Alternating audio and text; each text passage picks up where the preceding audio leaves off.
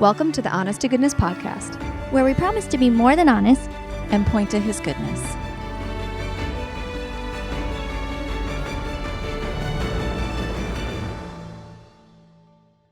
Hello, everyone. Welcome back to the Honest to Goodness podcast.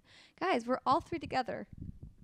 I know, I've missed you guys so much. It's literally it's been a while. It really hasn't been that long in the scale of other friendships, but on the scale of ours, it's been an eternity. It is. It's really been a long time. Yeah. And I feel like it's been a long, I guess maybe 2 episodes ago, all three of us were together, but it feels a lot longer than that. Anywho, how has your guys' summers been so far? Busy. Yeah, you were just not right busy. before we started recording. Rebecca's like, I've been to Montana and I have been to Michigan and I have Cleveland and Washington and Indiana. All within the month of July. Yeah, and it's only like, it's not even late July right now. By the time this airs, it will be. But like, there's still time in July. You still have to go back to Michigan. I still have to go back to Michigan. Yeah. So for those of you that don't know, Rebecca is a professional photographer and a travel enthusiast. Yeah, I do love traveling until I travel on the volume that I've been traveling. And now I'm like, yeah, I'm good for a while. Yeah. Luckily, no more planes this month. We were at the airport during the second Y2K situation this past weekend where everything like shut down. So it was crazy. We did get home on time on our direct flight back to Chicago from Montana, but my brother and his wife did not. And I felt bad. They actually didn't land back in Indianapolis until 4 a.m. and they ended up sleeping in the parking lot of their airport before having to drive to go pick up their youngest child. So I was due because the week before, Avery and I had a delayed flight until 2 a.m. and we slept in the airport. So I felt like I put in my dues of bad travel plans. The rest of our travel plans for the next couple weeks, we're driving though. So unless our car breaks down, knock on wood, I was like, we are good to go. And you've been traveling a lot. I have? Yeah, you were in Michigan. Oh yeah, just there. I feel like you have to cross a couple states to get there. So I was Michigan. That was fun. My whole family is from Michigan, as you guys know. So it's like just like going back home. Mm-hmm. So I don't ever feel like I travel really, when I go, because it's just like going back to my childhood home and staying in my childhood room. And do you? Is your childhood room still? I actually had all the rooms growing up. That's right. You're the youngest. Yeah. So I have every room that my parents is upstairs, and in the bedrooms upstairs I've lived in at some point in my life. So every room is a childhood room. Yeah. But so all my kids, we all just take over the upstairs but we mainly spend time with my oldest sister Hannah at her house, which is just a couple minutes down the road. So yeah. But nice. It was good. It was love that, girls. And you just had a little staycation here. How many couch cushions have you visited? No one knows this except for you guys, obviously, but I have done nothing this summer. And someone the other day at church, I think, was like, how's the podcast going? And I'm like, oh, it's going good, except for it's a little hard to get together lately because the other girls have plans. And I was like, but I have just been at home. So yeah, I've been on modified bed rest. So really just like Rebecca said, going from couch to outside couch to sitting back here to my bed. So it's been a really slow summer, really sweet and savory too. But yeah, so I have not traveled at all. Yeah. And a couple of podcasts ago, you said that you suspected that this might be like you being called to sit and to be still might be the richest season of your life. Do you feel like even still, now that you're in the thick of it, that is true? I do. And I was just thinking that my kids are going back to school in a few weeks, and I'm like, I'm just going to miss this. I'm going to just miss being at home with them. And someone sent me a video the other day, and the lady on it was like, I didn't know that lying down in green pastures would look like my red couch. And I was like, and so it just kind of really related to my situation, because I'm like, it's been such a season of rest, peace, and just prioritizing my family and my relationship with Jesus. So it's been really great, honestly. And I'm so grateful that he brought me here. When I got into this situation, I was like, oh my gosh, this is going to be so miserable. Like you girls, I'm like a go, go, go type, and I hate sitting down. I hate not being productive. But it's taught me a lot. Well, okay, so we're talking about, what are we talking about, guys? Well, I'll segue for you if you want. Okay. Well, Nicole said, as the kids are going back to school, and so it's July, it's late July right now, and we're navigating kids going back to school soon and getting back to routine. And one of the things during our travels we started discussing is our youngest, which she's similar in age to both your oldest children, going into junior high. Yeah. And junior high, I mean, it doesn't take just reading or watching the Diary of a Wimpy Kid books to know that junior high is terrifying and awful. But the culture and the dialogue and the education in the public school system now is very different even than what it was when I was growing up, when you were growing up. And that's something that as people of faith, we're having trouble navigating and being okay with. And so our conversation recently has been centered around whether or not we homeschool Avery, or if we send her to the 6th grade, to the junior high. And that is something we haven't firmly planted our feet in yet, or at least we're almost there. Yeah. We're almost there.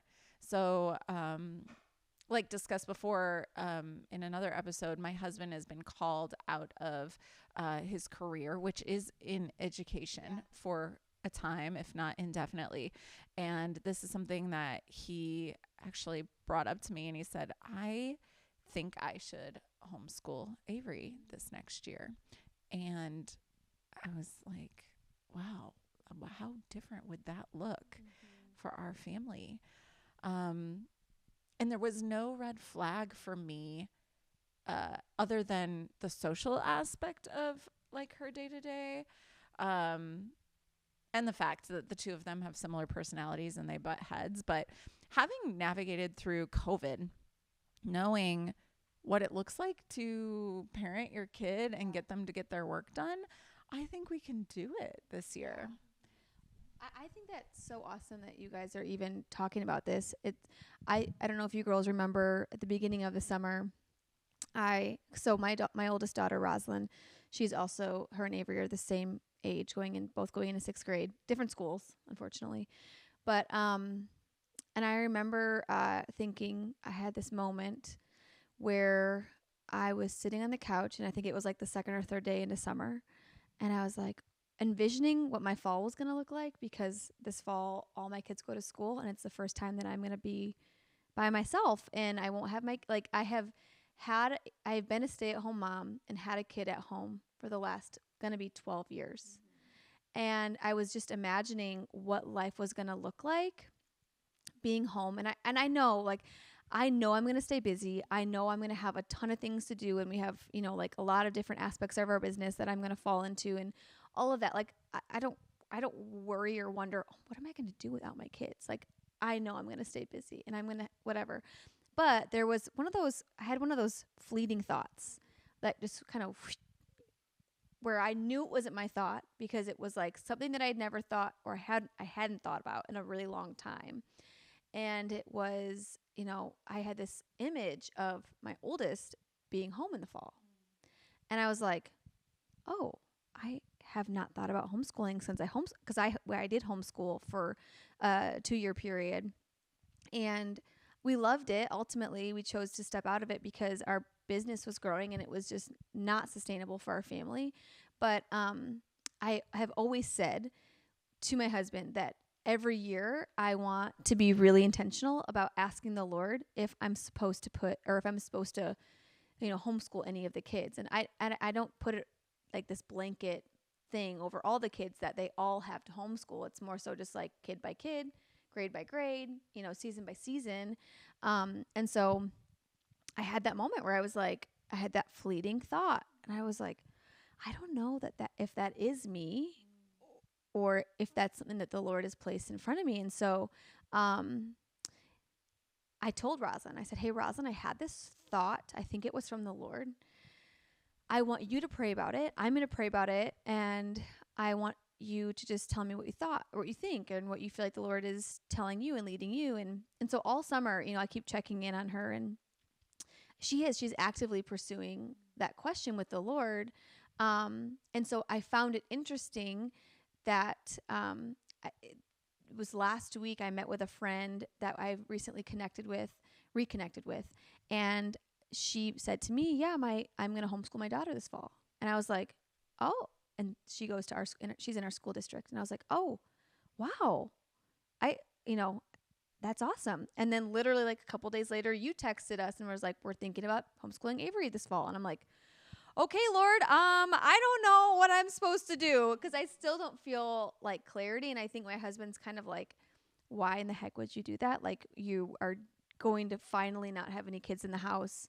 Like, you can finally really pursue your career. You can really finally, do the things that you haven't been able to do. But at the same time, like, I see, and I have always seen my children being really involved in what we are building. Like, from the time we started Kindred Homestead, like, that was, we named it Kindred Homestead because we want our family, like the kindredness of our family, to be integrated into everything we create.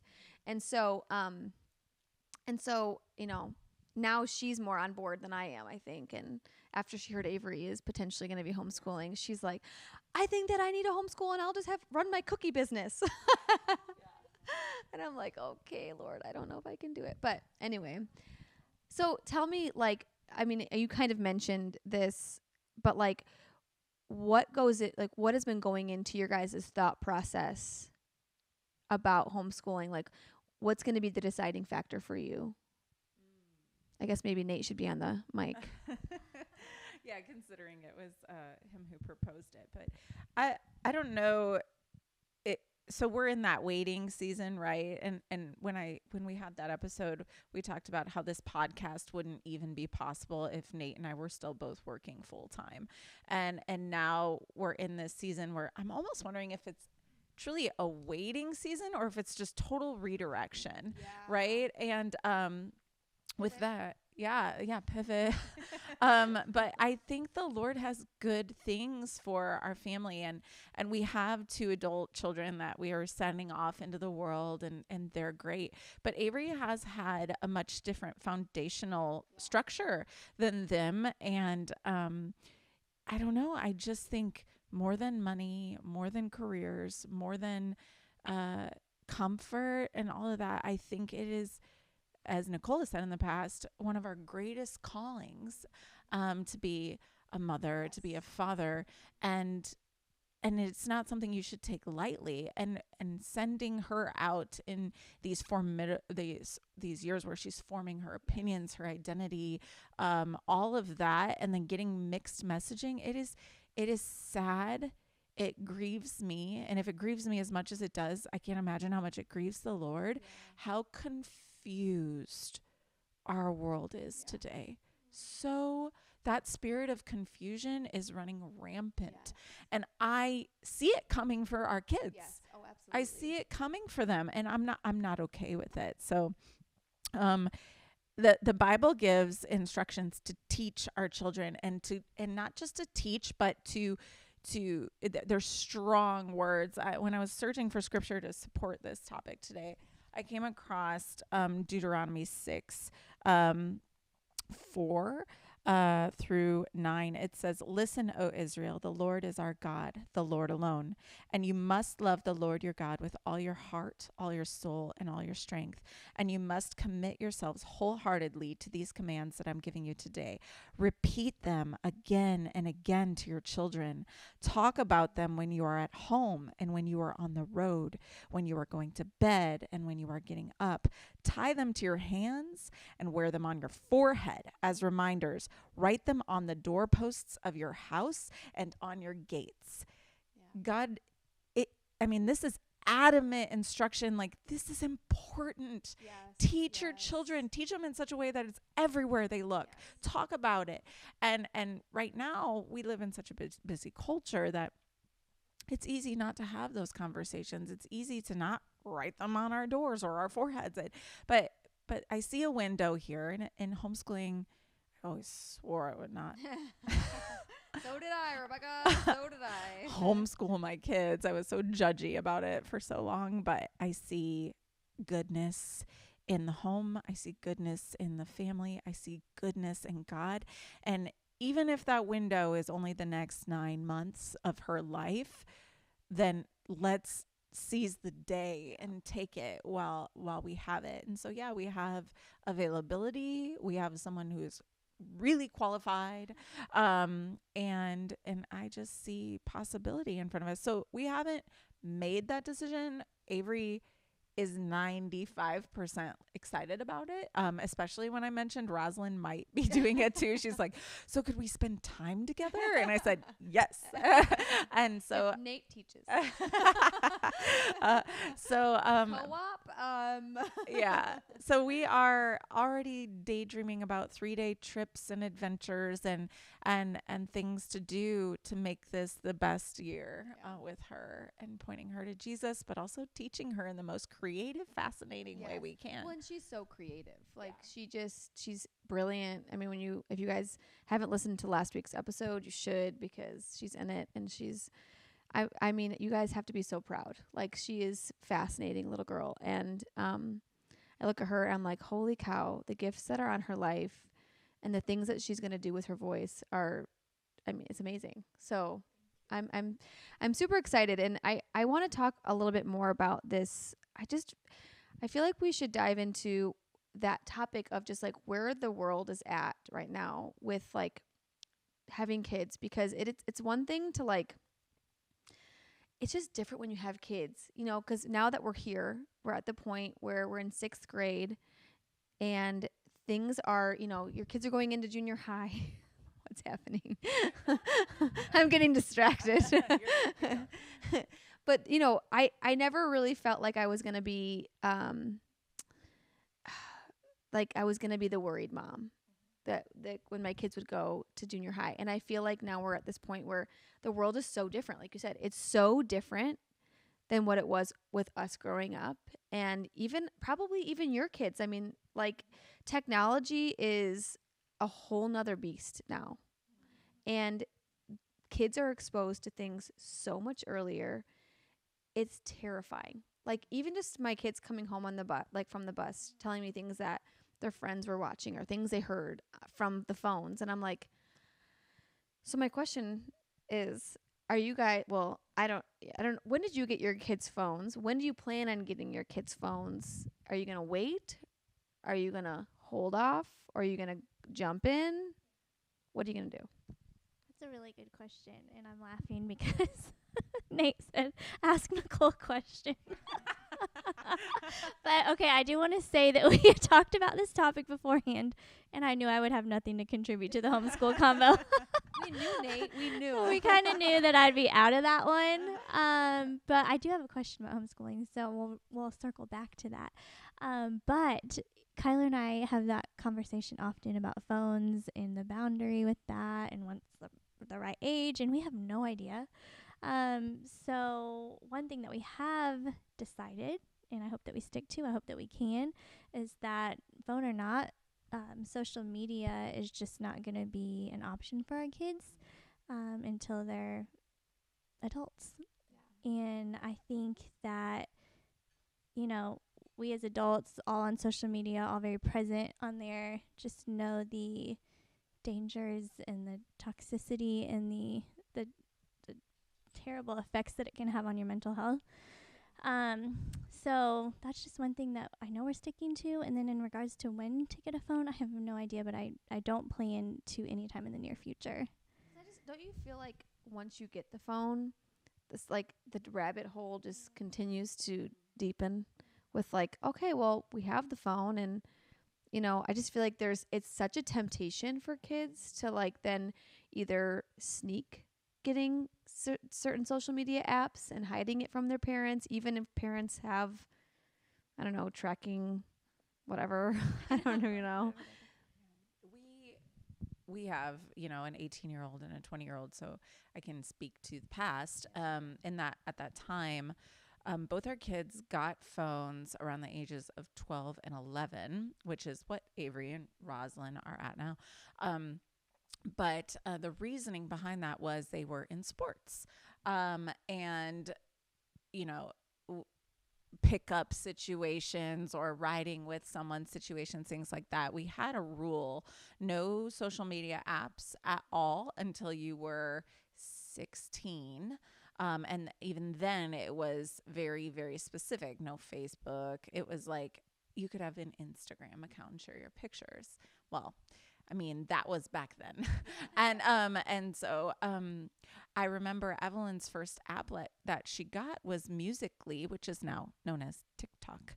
And she, on her own, decided to get rid of it because she came across things that she knew made her feel yucky. And so she got rid of it for a couple years. And even still today, our kids don't have TikTok and they're grown. But they could not have Snapchat until they were 18. And both of Evelyn just she held out so long that when, she became a senior in high school, we told her, okay, since this is the main platform your peers are communicating, they don't just text each other, they communicate via Snapchat. We said, we trust you, you can get it with moderation. And she was like, I don't want it. And she's just on principle. I'm not getting that. So now here we are, and I was thinking about this the other day, so I find it interesting you asked this question. Avery's 11. She is in sports. And her best friend, who is just turned 11, has her own cell phone. And I was thinking, Avery's 11. Is it time to navigate that question? But she hasn't asked for one. So I don't know. I think with each year it's different. There's more exposure. There's more inappropriateness. So at this time, she doesn't have a phone and she's not asking for a phone. So Avery will not be getting a phone. Yeah. So we'll wait and see. What about you, Tessa? I have no idea. I think we've kind of said 16 is going to be when, and, I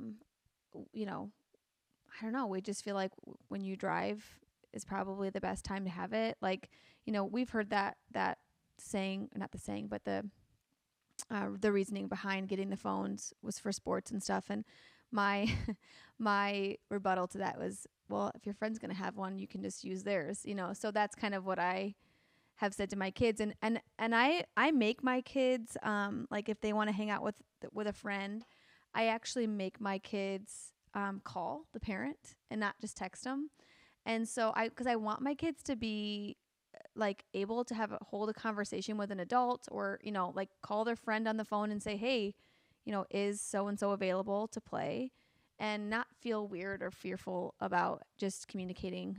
Because I feel like we've kind of, as a generation, fallen away from that. And like, even I don't typically talk on the phone as much anymore. You kind of have fallen away from that. So, as of right now, we've kind of just said 16 is going to be when we get them phones. Now, I will say that we have an iPad at home that is that they use as like a calling device. So like if for some reason, like we've had to leave Rosalind at home alone, which she's like very, very mature 11-year-old, and she can call us, so she can reach us, she can call us, and it's kind of like our home phone, so we keep it in the same spot, stays charged in the same area. And so that gives me peace of mind, because I'm like, I've even thought about actually getting a home phone. Like, I'm like, we should just have a home phone, just one line that is like always there, that doesn't get lost, as the kids get older. Because I just don't want to fall into that trap of like, oh, we've got to get it because they're busy, they've got their lives, and we've got to keep track of them. like I get that that reasoning, but at the same time I'm like, we did it and we were fine. So like they're going to be fine, you know? So yeah. I know they make those watches now too. Yes, I don't know if I haven't even looked into that, but I'm like, that's something I was going to explore sometime in the near future. Yeah. Is the watches. Yeah.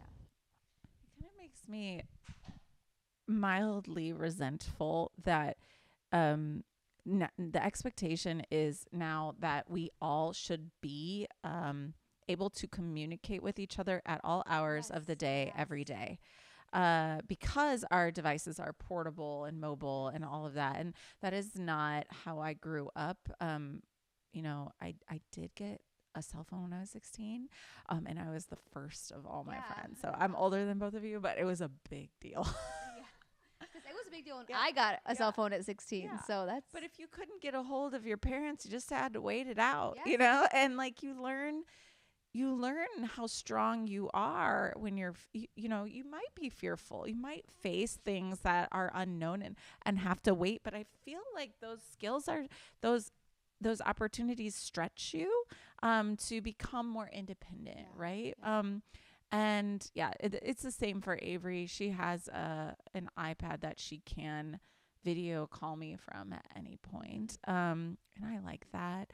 Yeah. But it is interesting where now we're apologizing for not immediately getting back to people or answering or getting their messages when we should never have had that expectation placed on us in the first place. And I'm a little bit bitter about it. Like, what happened to space? Like, good old space. That's actually something that I felt really convicted about this summer is like, I and you guys maybe have noticed this, but like I have not been as responsive in our text threads, and others too, not just your guys's, but like I have felt very convicted because I was actually feeling sort of like anxious that I wasn't responding right away. And my husband even commented on it, and he was like, "You're just literally in conversation all day long. Like, doesn't that get exhausting?" And for a while I was like, no. It's like, I love it, you know, and I do there, you know, but then there comes a point where you're like, I actually am kind of like, you know, exhausted from just trying to keep up with everything. It's not just the conversation, but it's like you're constantly multitasking, and that's just exhausting in and of itself, you know, and it's not sustainable. So even in this past week, I'm learning to be less available. And so I think that's funny that you girls just brought that up because I forget what Carolyn told us when she was at your house and we were around the dining table, and she was like, if I can give you one piece of advice, it's like not to be so available. And like you set the tone for what people expect. Yes. And so she's like, if you're constantly responding to people, that's what they're always going to expect. But if you respond 8 hours later, then always, then that's the expectation. And I was like, that's so good. And so this past week, I've really been thinking about that. And I'm like, no, I don't need to be by my phone all the time. And I need to set the bar lower or higher, however you're going to look at that, and just not be constantly available. I like that because I speak before I think, and I texted you 3 times and you didn't read it, and I got to delete the text. Oh my gosh, Rebecca. Okay, can I have a confession here? Did you read them? Okay, I read that. Okay, this is how it went. So Rebecca texted me 3 times, and I'm on my couch doing nothing. And my phone happened to be by me, and she texted me, and I read them, and then I paused, and I prayed, and then guess what? She edited all of them and said, never mind. And I was like, oh, so many never minds. And she was like, well, it was borderline gossip. And I was like, thank you, Jesus. Oh, wow. Like, isn't that fun? I didn't tell you that yet, but I was like, that was just good. Like, he convicted your heart. He made me pause and pray for you. And I was like, okay. Because I was asking, like, how should I respond to that? Yeah. Well. But Yeah. So if you haven't listened to the last episode, you should But I'm Please glad refer you back. didn't respond because you could have been like, tee-hee, I read it. And then it would have opened that door back up I know. that we had Yeah, shut. we should. So Well, it you wasn't sh- about you, Tessa. Well, you shut it. What was I? in the conversation? Well, Rebecca, I was so proud of you, and I'm like, you shut that door, and you were hoping I never even read them, Yeah. and I wasn't even gonna entertain it anymore because you were like, never mind, and I was like, okay. Yeah. So I'm like, we're growing. Yes. Look at us. Oh, yeah. Because in the past, I would have been like, what were those never minds? Oh, so So speaking about, we were talking earlier about like getting our kids cell phones because of sports and like that whole, our kids are getting into the ages. I know mine are, and yours have already gone through this, and Avery is now coming into this, and your kids are also, but like, our kids are getting into sports, and they're getting into more sports and, traveling sports and all of the things. So I was, for those of you that don't know, I was a D1 athlete at the University of Illinois. And jokes. And so I grew up, athletics was a huge part of my upbringing. It was a very important thing. Just being an athlete in general was just something that we always did because it was a good extracurricular. It was a great way to learn, time management and working as a team and all of those things. And so I'm interested to hear. And all that to say is my perspective with my children is so different than what I grew up with. Because I look at my life and I look at, it was great. I think the things that the sports taught me was great. And I mostly loved my experiences on the different teams I was on. However, I also know how much I missed out on, and I also know how much I lost, and I also know how much it changed me, sometimes for the worse, often for the better, but sometimes for the worse, if I'm being completely honest. And so I know for me going forward how I plan on, or Guy and I, because my husband was also a D1 athlete, we plan on being completely different in how we were raised. So I'm wondering how you guys are navigating the season of life where I feel like we're in a culture where sports is such a prized thing for children. And it's like, it's not even the sport. Sometimes I feel like it's like the hustle behind it. Like, we've got to stay busy. We've got to have our kids in the next thing. They've got to be in the traveling thing to make them good in their high school sports someday and make sure they make the team for school. And like, there's just so much pressure I feel like we put on ourselves. And if I'm being honest, I'm just like kind of sick of it. To the point where I'm like, I don't want to do anything, So I'm just wondering kind of how you guys have navigated this, how you're navigating it, and maybe what your spouses think as well. I feel like this has been the number one topic in our home lately, and argument in our home lately. So I'm just trying to figure out where to start. So I think my kids are young. So Briggs is 7 and he's going into 1st grade, and then Oakley is 9 and she's going into 4th grade. And Oakley's always been like a girl that will try anything and just brave and just does things for fun and like loves the social aspect of sports. But then I feel like Briggs has started in wrestling and now baseball and now football, and he is like a competitor and he will give 110%. And so it's a whole different ball game when you have a kid that's like works really hard. And Oakley, she works hard, but it's just, I think she just does it more so for fun. Both of your kids are extremely athletic, so Oh my gosh. let's just put that in there. Well, so that's kind of the dilemma right now, is how much is too much, because Briggs is 7 and he was going to start football for the first time, which I honestly wasn't very happy about. I really didn't want him to do that. Kyler did, and so that's a question I I think I have for you, Rebecca, is just kind of like, you know, we don't agree on this, but he's doing it anyway.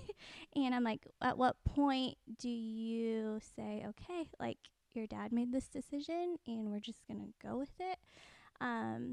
And that doesn't happen very often in our household. Kyler does not like put his foot down. But for this, he was like, no, he's going to do it and I'm coaching it. And I'm just like not used to that. So it kind of, you know, gave me, it was unexpected, I guess. And so it's just weird navigating that. And then I'm just worried about him because he's so little. I don't want him to get hurt. All the things that us moms worry about. But then right after that, he'll go into wrestling, which is a very long season, as you both know, and very emotionally and physically just grueling. And then right after that, he just made a travel baseball team. So then he'll go right into travel baseball.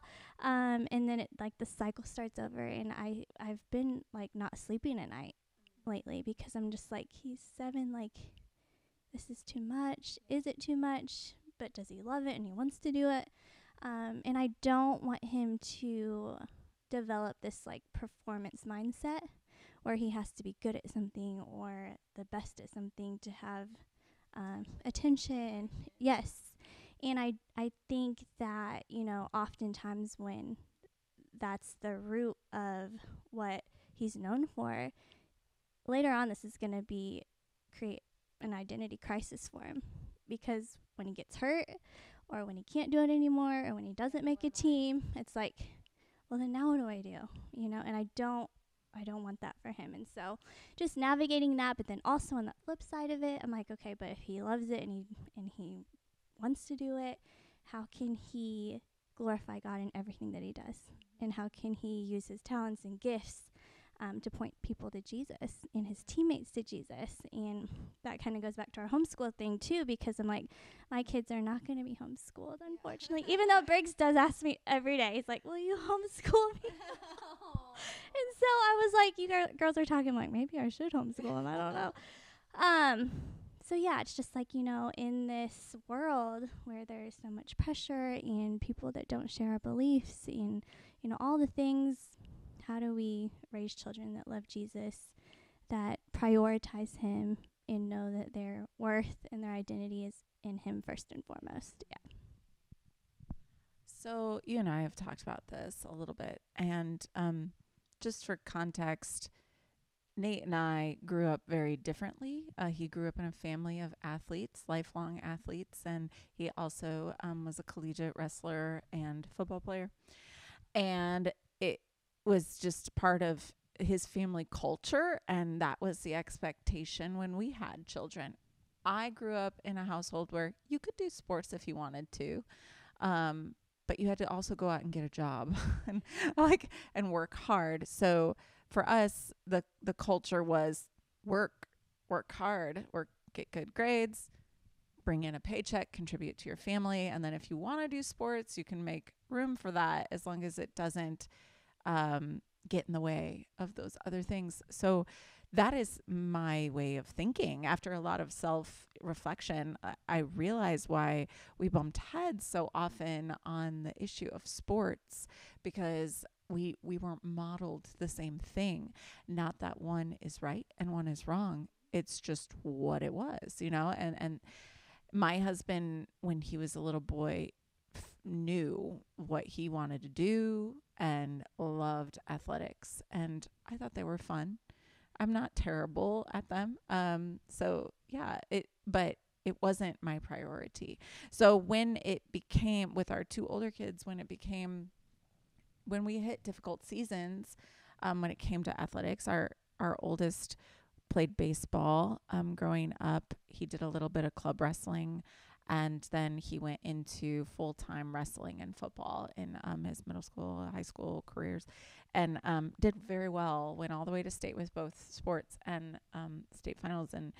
And the running joke is actually that like he actually placed 1 place higher than his dad in state, and and that's the running joke. But one thing that I had to come to terms with, which might be the case for you, Nicole, now that Kyler feels very passionately about this, is that, you have to compromise, and you have to also realize that like discipline is good in whatever form it comes out in a child's life when you're rearing them up. And in Hebrews 12:11, it says, no discipline is enjoyable while it is happening.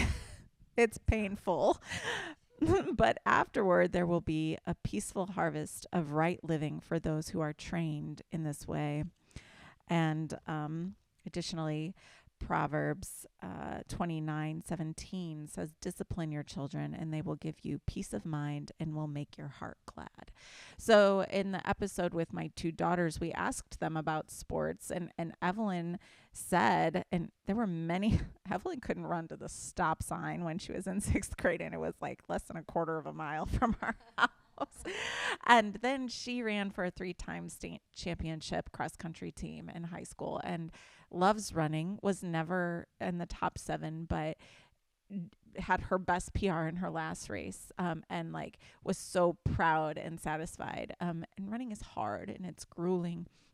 And she said in that episode that sports will be an integral part of my household when I'm raising my kids. Yes, did we fight our dad on this? Yes, we did. But I've learned so much from it. And so that's great. Avery's in the middle of softball galore, and she was rolling her eyes at this commentary by her sister. However, I know she loves it. So my advice would be, so there were many moments of tears, especially with our son, and there is imposter syndrome. There is the not measuring up. There is the not meeting expectations thing.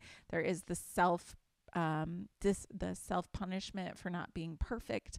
That is just the reality of it. However, the thing that I always told him, that I told them, that when it comes down to anything in life that discourages you, you should look at yourself the way that God looks at you and see what is important to him, and go to him with everything that is difficult, and he will bring you peace. So discipline is hard in sports, but discipline is also hard for us when we're trying to instill what really builds your kids' character. And that is rooting them as if they're going to practice every day and they are being trained, they are being gleaned, they are being made into an exceptional athlete, then we should parallel that with how we are rearing them up in the Word of God, in Christ himself, using sports or school or academics as a partner in teaching these lessons, because they're not going out and working. They're not in serious relationships. They're not facing social dynamics that they will face as an adult, but things like working with others builds character. It's going to give them opportunities to show the love and patience and peace of Christ, and to learn what he says about them. So I would say there is no perfect solution to two people being on different pages as to what is important to expose your children to.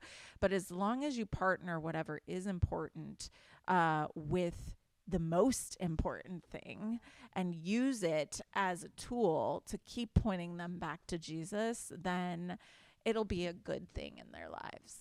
Yeah. Tessa, what do you feel like sports stole from you? Well, I was actually thinking about, it was interesting how you were describing your childhood growing up and how your parents, they emphasized getting a job. I'm the youngest of 4 girls, as I've talked about before, and my oldest sister, she would say she had a much different childhood than we had growing up. And I feel like that's probably pretty typical for the firstborn. You know, they're the guinea pig. And it's interesting because my parents actually emphasized that with her. Growing up, it was like right away at 14, I think she got her first job, and she continued to work. And sports, she was a good athlete, but my parents didn't push sports like the way that I wouldn't say they pushed sports with us, but I think that we were, I don't know, we were put into them when we were younger or something. I don't mean any disrespect to my parents and how they raised us, but like I see that my sister Hannah, while she did do a lot of different sports and she was good, she worked multiple jobs throughout her life and in high school and then after high school. And I will say that to this day, she is one of the hardest working people I've ever met. And I attribute that to what my parents, like making her go into the real world really young. She could work anywhere. Like she had so many different jobs. She had so many different, so much more experience than I had. I didn't get my first job until I was 17 or 18. I became like a beer cart girl at a local golf course, and it was a fun summer job. But I look at her work ethic. I look at how she manages money, how she makes money. Like she just is an incredibly hard worker. And I think, man, my parents never made me get a job because I was always in a sport that always came first. That was my job. That's kind of how they would phrase it. Like, this is your job. And so sports became my job. It became my worth. It became my identity. It became like that. That's how I felt I was seen, was through my performance.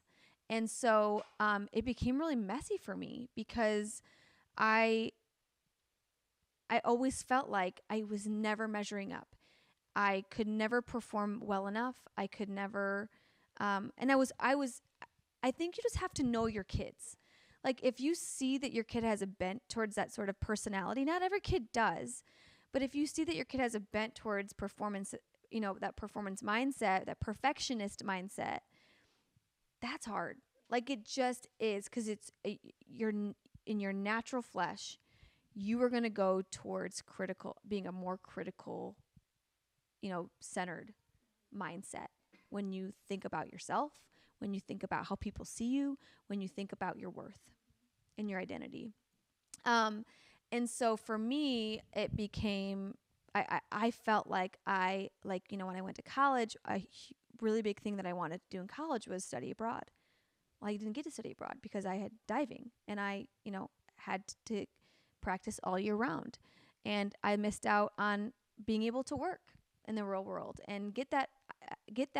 I look at my sister and she's so confident in just like going out. She was so confident going out and getting a job. I was like terrified, So anyways, I just think that while it taught me so much and I don't think I would change it. I wish I had known myself better to be like, hey, actually, this is what I think I want to do. And it has nothing to do with sports, in going into college, because college just kind of ruined it. It ruined it for me, to be honest. So I hope that doesn't paint me too negatively. But just like it's just a lot of work, and you sacrifice a lot. A lot. I would say that, the friends that I have that did sports in college, I hope this doesn't discourage anyone, but most of them would say they had a similar experience to you, Tessa. Yeah. So yeah, and as a sports mom now, a new one, I also wanted to say that it's so easy to fall into the sports culture and want to stay up with that hustle and get competitive on behalf of your child. Kid, yes. And I would even say it was my first wrestling season with my kids, and I had to take a step back and reflect. And I even told Kyler, I'm like, let's not make this a little G God in our lives. Mm-hmm. Let's not pour everything we have into winning or the next meet or, putting so much pressure. Yes.